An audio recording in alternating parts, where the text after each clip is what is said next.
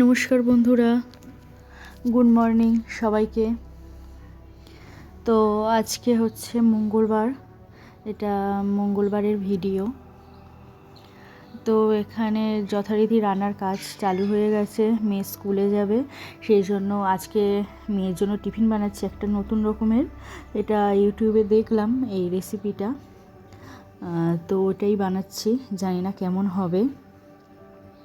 তো আমি প্রথমে আলুগুলোকে গোল গোল করে কেটে একটু ডুপিট হালকা লালচে করে ভেজে নিয়ে ওর উপরে নুন দিয়ে দিয়েছি অল্প, আর এদিকে দুটো ডিম ফেটিয়ে নিয়ে ওর মধ্যে সামান্য নুন আর গোলমরিচ দিয়ে জাস্ট এটাকে একটু ঢাকা দিয়ে রেখে দেবো।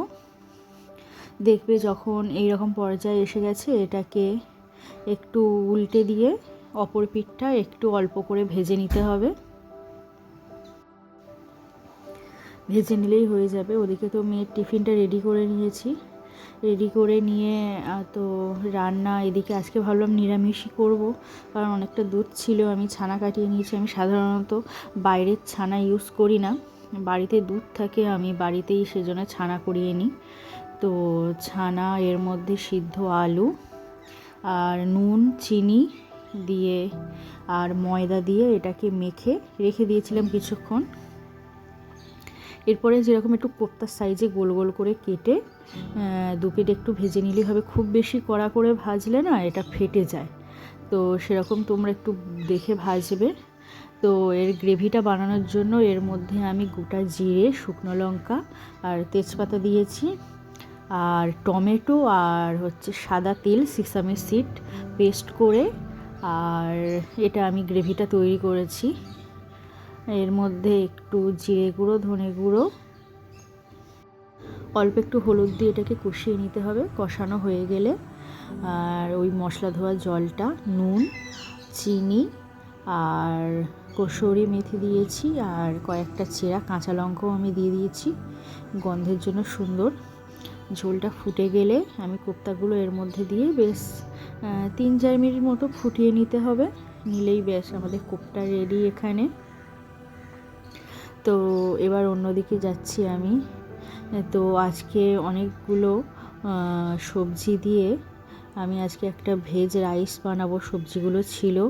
তো ভাবলাম এমনি প্লেন রাইসের থেকে এরকম সবজি দিয়ে রাইস করলে সেটা হেলদিও হবে আর ভালো লাগবে খেতে। তো এর মধ্যে আমি ব্রকলি দিয়েছি, গাজর, ক্যাপসিকাম আর কড়াইশুঁটি দিয়েছি যেরকম নর্মাল দেয়, আর নুন আর গোলমরিচ দিয়ে নেড়ে নিচ্ছি। ওই রাইসটা ওই রকমই সিম্পল। আর এদিকে মেয়ের টিফিনটা আমি রেডি করে দিয়েছি, ওকে খেতে দেওয়াও হয়ে গেছে। টিফিনটা রেডি করে ওকে আমি দিয়ে আসবো, আজকে হাজব্যান্ড যাবে না। মেয়েকে স্কুলে দিয়ে এসে আমি এদিকে কাজকর্ম সব গুছিয়ে নিচ্ছি, কারণ আজকে সকালে একটু সময় পাইনি। এদিকে হাজব্যান্ডের শরীর খারাপ বলে হাজব্যান্ড এসেছিল, আবার ফের দোকানে চলে গেছে, তো ওই জন্যে কিছুটা দেরিও হয়ে গেছে, সকালে একটু গোছানো হয়নি। তো এদিকে সব কাজ গুছিয়ে নিচ্ছি আমি। বিছানাগুলো দুটো বিছানাই পড়েছিল, ওদিকে জামা কাপড়ও পড়ে রয়েছে। এই সব কাজ করতে করতেই অনেকটা বেলা হয়ে গেল, কারণ সকালে না এইগুলো গোছানো হলে বেশ অগোছালো লাগে, ঘরবাড়ি দেখতে ভালো লাগে না। তো আমিও প্রথমেই আগে এগুলোকে গুছিয়ে নিচ্ছি। গুছিয়ে নিয়ে এবারে আমি রান্নাঘরের দিকে যাব, সেখানেও কিছুটা বাসন পড়ে আছে।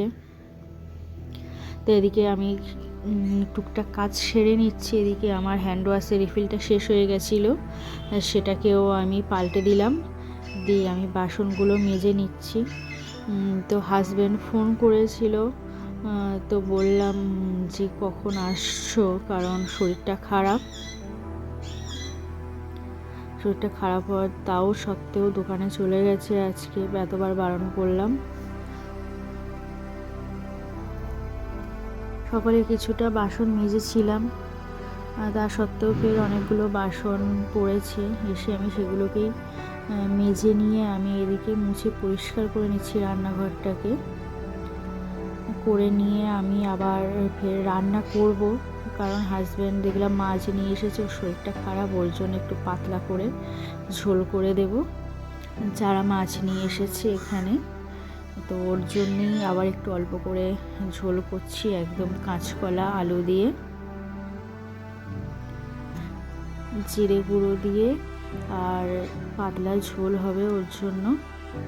তো ঝোল হয়ে গেলে ওকে খেতে দিয়ে দেব তাড়াতাড়ি, শরীরটা খারাপ, ওকে খেতে দিয়েছি। এখন ওকে খাওয়ার পরেও আমি এদিকে কাজ সেরে নিয়ে, স্নান টান সেরে নিয়ে আমিও দেখো লাঞ্চ নিয়ে বসে পড়েছি। আমার আর ওর খাওয়ার আজকে পুরো একদম অন্যরকম।